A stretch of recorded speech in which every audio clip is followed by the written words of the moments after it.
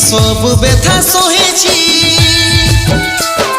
তোর বিহার দিনে কত লুকাই লুকাই কাঁদেছি শুধু তোকে খুশি দেখার কারণে অভিশাপ হয়ে আলিস জীবনে বোধহয় সুখ পাবো আমি মরণে অভিশাপ হয়ে আলিস জীবনে বোধহয় সুখ পাবো আমি মরণে